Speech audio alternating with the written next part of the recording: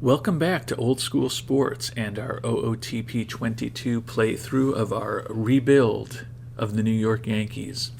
We are at the start of the 2023 to 2024 offseason.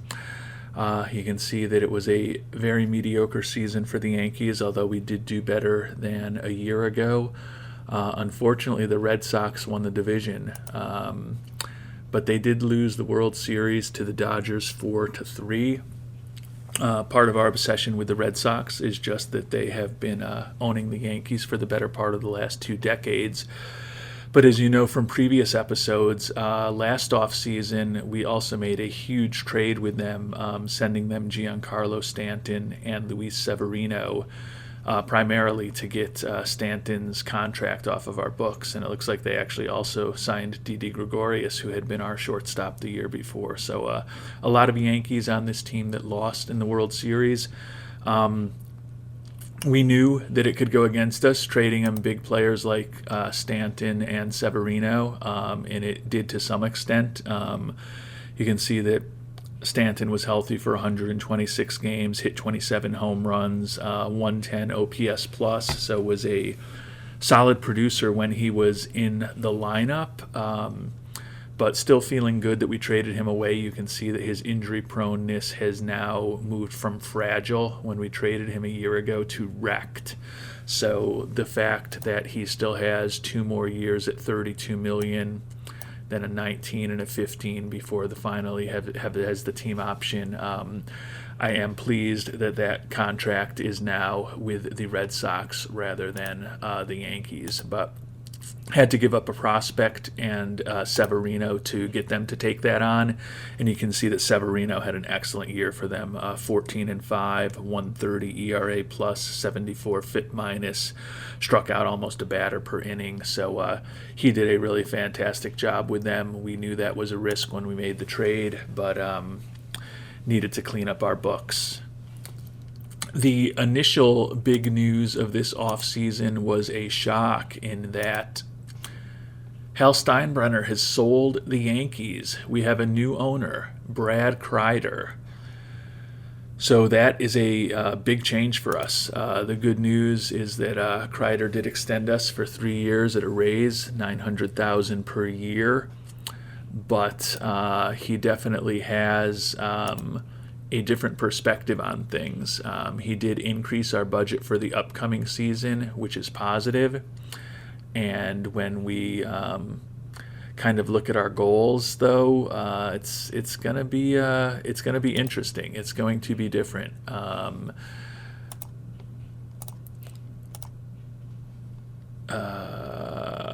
Where am I trying to go?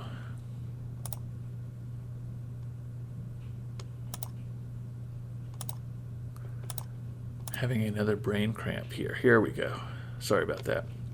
So his goal is to have us play 500 ball that year, which is this year, which is certainly realistic for the upcoming season. Increase our attendance materially from where it's already been, which is a big change. But then he wants us to cut payroll, not something we are used to doing as the New York Yankees, and also generate a bigger profit for him in the coming years. So I know that just about every team will not feel bad that our payroll is being cut to $210 million. Still probably going to be one of the top handful of payrolls in the game, but definitely will make this playthrough a little more interesting and have us need to get more efficient with how we are spending our resources. And thinking about the efficiency of our resources as we head into the off season, the contracts for Nola, Rodon, and Manaea as pitchers are pretty reasonable given how talented they are. The issue is that they were all injured last season. First season of Nola with us, you can see he only pitched 7 games. Second season for Rodon with us, and he only pitched 10 games.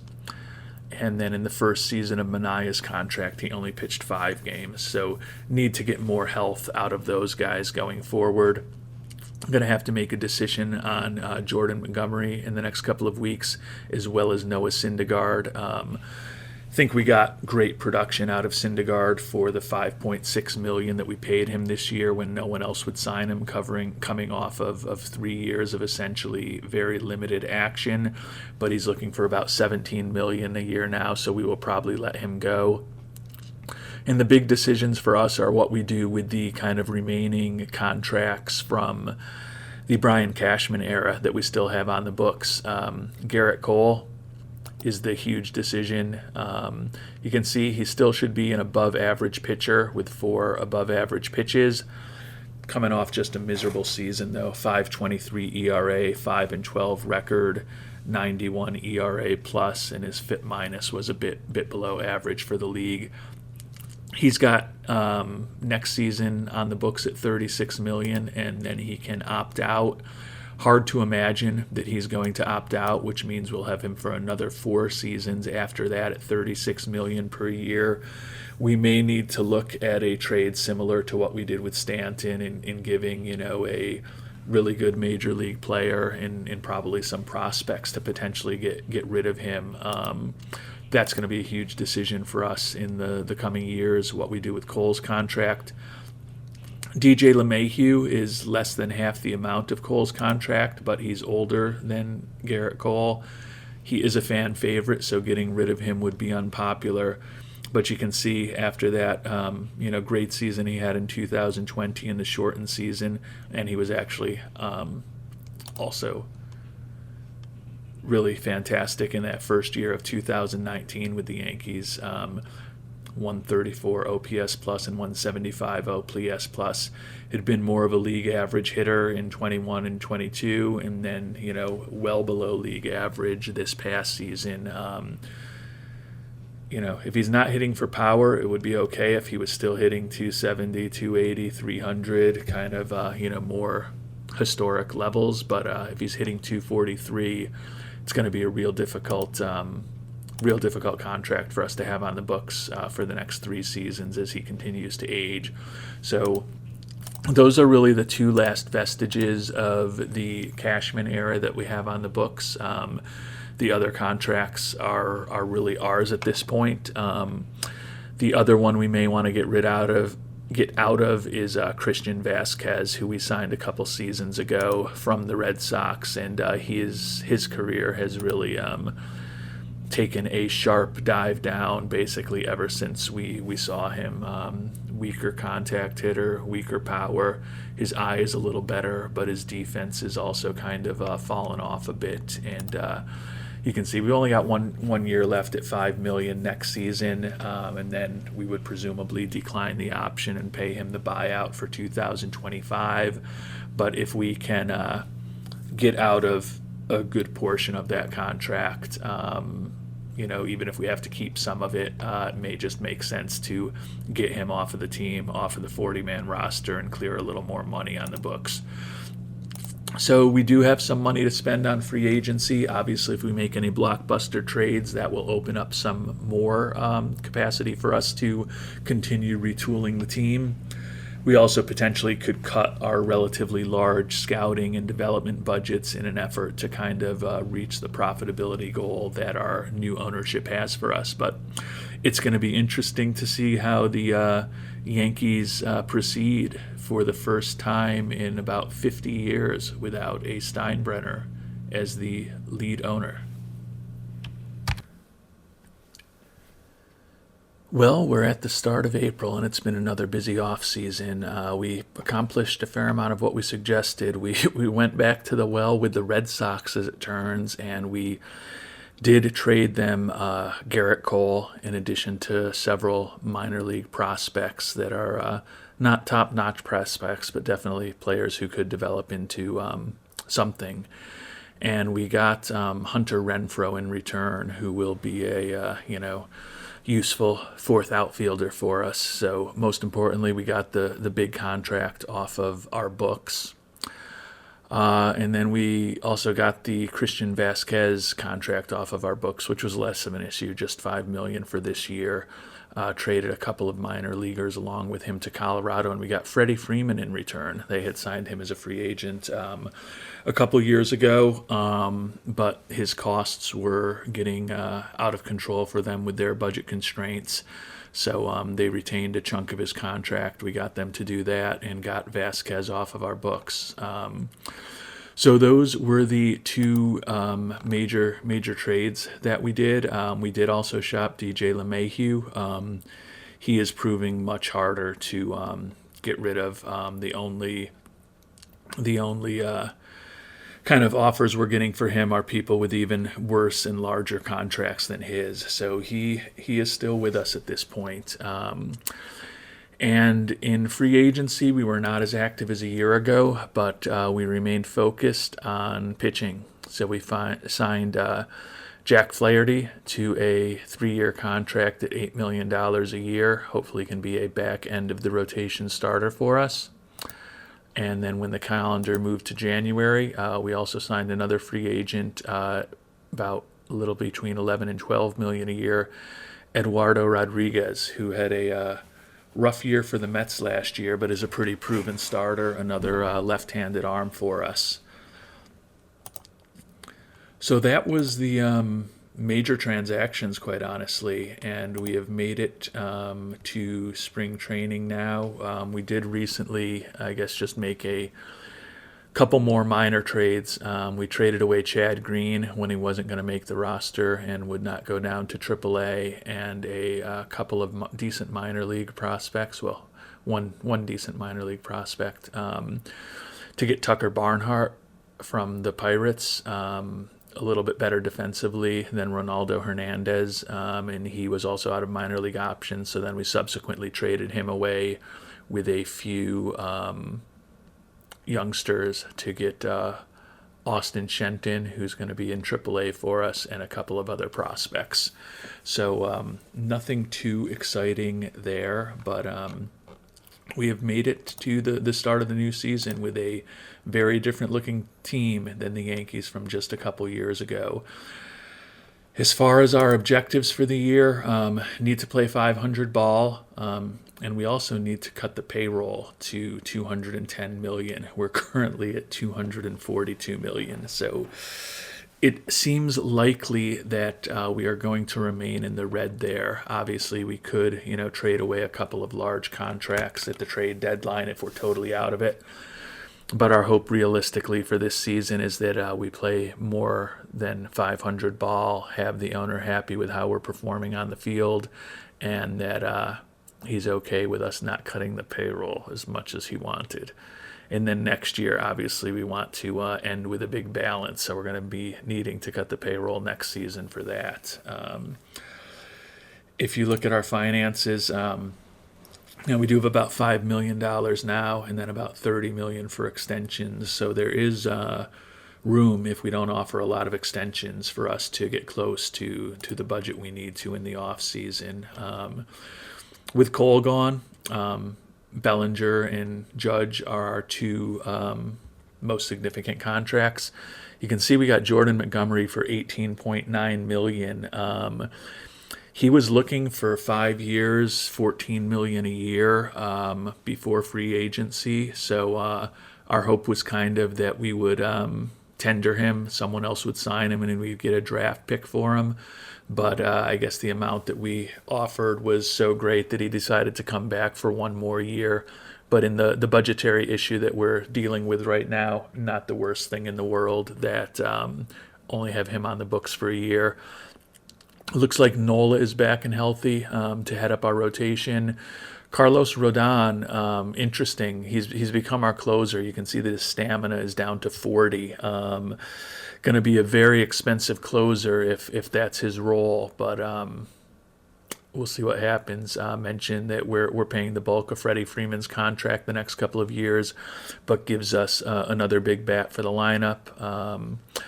And Bogarts and LeMahieu are the other real big contracts that we have. Manaea, Muncy, and Eduardo Rodriguez are somewhat more manageable. So looking at the roster as we head into the season, this is definitely our team now. The only major holdovers from the Brian Cashman and the Hal Steinbrenner days are Judge, who we extended, Montgomery, who we agreed to pay this amount to for this year, and LeMahieu, the contract that we'd like to get out from under, as well as lower priced players nearing the end of their arbitration years like Gleyber Torres and Jameson Taillon, Miguel Andujar. But we have turned over. Florial is still with the team, Devi Garcia, a few people in the kind of AAA to Major League shuttle still. But we have turned over a lot of the roster. So this is absolutely our responsibility now for how the performance goes this coming season. Looking at the pitching staff and the way Boone has set it up, Nola, Minaya, Rodriguez, Montgomery, and Flaherty are the starters. 3 lefties, which could be decent in the new Yankee Stadium, and then a pretty sound bullpen at this point with Rodon as our closer, Lasaiga now in middle relief, Luis Gil, Andrew Chafin, lefty, Robert Broom, and you can see the rest of the players there. Presumably Taillon would be the one who would move into the rotation if we do have some injuries. And looking at the starting lineups right now, Alexander Vargas, young prospect, is going to be at shortstop for us for the next several weeks. Unfortunately, we do have a couple of injuries that I haven't mentioned yet, so we will take a quick look at those to get you up to speed on that. But Xander Bogaerts is out for close to a month with a hamstring strain. And then DJ LeMahieu has a strained thumb, a minor injury, but we put him on the IL back towards the end of spring training. He should be back soon. But because of the loss of Bogaerts and LeMahieu, the lineup's going to be a little different than normal. So Vargas is playing shortstop for us now. Can see, not quite an average major league hitter, but a lot of speed and solid defense for us at shortstop, hopefully for the next few weeks before we get Bogaerts back. Gleyber's playing second now with LeMahieu out. Then we've got the core of the lineup with Bellinger, Judge, Freeman, and Renfroe.